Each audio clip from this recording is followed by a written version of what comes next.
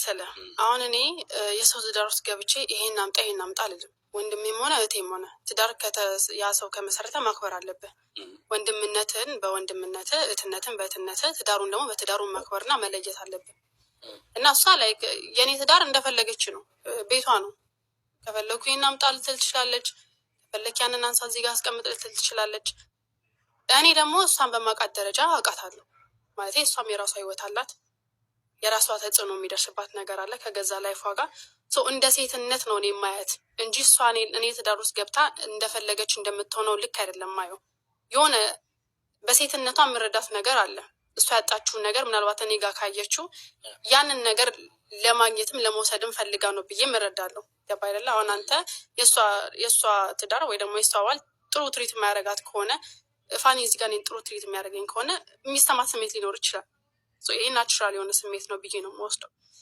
ያንን ነገር ግን አልፋ ግን እኔ ግዴታ የእሷን ላይፍ ለመኖር ወይ ደግሞ እሱ ደግሞ እሷ ትሪት በምትደረግበት ወይ እኔ እዚህ ጋር ትሪት የምትደረግ ደግሞ መጣር ደግሞ ልክ አይደለም ብዬ ነው የማስበው። ከሱ በፊት ግን ከእሷ ጋር በመጀመሪያ ሰላማዊ ነበር ግንኙነታችሁ አይደል?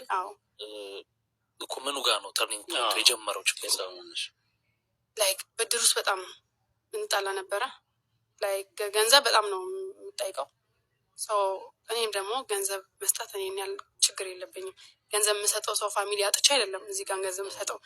ግን ምንም ቢሆን ምንም በሱ በኩል የመጣ ነገር ለሱ እሱ ነው የምታስበው እንጂ እሷን አይደለም የማስበው። ግን አንድ ባል ይህን ጥያቄ ነው ጠይቅሽ ስትሪክትሊ እንድትመልሱ ማለት ነው። አንድ ባል መርዳት ያለበት ቤተሰብ ቢኖረው መርዳቱ ችግር ነው?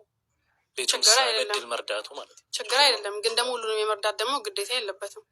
ስፔሻሊ ልጅና ትዳር እስከፈጠርክ ድረስ ለምሳሌ ልጅ ይዘ ትዳር ይዘ ራስ እዚህ ጋር መኖር ያለብህ ላይፍ እስካለ ድረስ ከእናት አልፎ እና ተርፎ ለወንድምና ለእህት ብዙ ጊዜ ወይ ደግሞ በፈለጉት ጊዜ መርዳት ግዴታ አይደለም።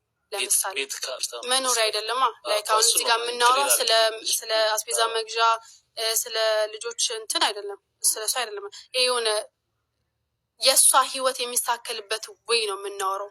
ለምሳሌ ዱባይ ለመሄድ ቲኬት ሊሆን ይችላል። አይመለከተኝም። ለምሳሌ እሷ ዱባይ ለመሄድ ቲኬት ነሰሰሪ የሆነ ነገር አይደለም ለእሷ ላይፍ። ምናልባት የሆነ ስቴፓን ከፍ ሊያደርግላት ሊሆን ይችላል፣ ግን ግዴታ ግን አይደለም። ወይ ደግሞ ዋሬቨር የእሷ ቢዝነስ ለመጀመር የምትፈልጋቸው ገንዘቦች ሊሆን ይችላል፣ ግዴታ አይደለም። ገባ አይደለ? የምበላው አጣ ወይ ደግሞ ልጆቼን የምቀልበው አጣ ቢሆን ነሰሰሪ ነው ልትል ትችላለህ። ግዴታ ነው እንደ አንድ ቤተሰብ ትረዳለህ። እና ይሄ ለህይወት የሚያስፈልጉ ነገሮች ቢሆን ችግር የለም፣ ግዴታም ነው ብዬ ነው የማስበው። ቤት ወንድም እናት አባት እስከሆነ ድረስ ያን ነገር ማድረግ አለብን። ግን አጉል የሆነ ቅንጦት ነገር ወይ ደግሞ እሷ ፕላን ለምታወጣቸው ለገዛ ላይፏ ግን የእኔ ሪስፖንሲቢሊቲ አይደለም። እዚህ ጋር እኔም 2 ልጅ አለኝ፣ ሪስፖንሲቢሊቲ በጣም መወስደው ማለት ነው። ለእኔም ደግሞ ሪስፖንሲቢሊቲ የሚወስድልኝ ደግሞ አካል የለም። እኔም እዚህ ጋር በፈልግ አት ሴም ታይም ግዴታ አይደለም። በእርግጥ ግን ያን ነገር ግን ለምትወደው ሰው አብሮ ለምትኖረው ሰው ስትል ግን ታደርጋለህ። ገባ አይደለም? ያንን ነገር አደርግ ነበር። ሳደርግም ደግሞ ደስ ያለኝ ነበር የማደርገው። ምንም ነገር ሪተርን ጠብቄ አይደለም። ግን አንዳንዴ ያንን ነገር ደግሞ ተጠቅሞ ደግሞ አንዳንዴ እንደ ጅልም ቆጥሮ ሊሆን ይችላል። በቃ መስጠትንም እንደ ምንም እንደማትፈልገውም የሆነ በነፃም ታድልም አይነት ተቆጥረም ሊሆን ይችላል። ሞር ሁሌ ስትጠየቅ እዚህ ጋር ግራ ነው የሚገባ። እኔ አይደለሁም እዚህ ጋር ትዳር የመሰረትኩት፣ የራሷ ትዳር የመሰረተች ትልቅ ሰው ናት ከኔ ማለት ነው።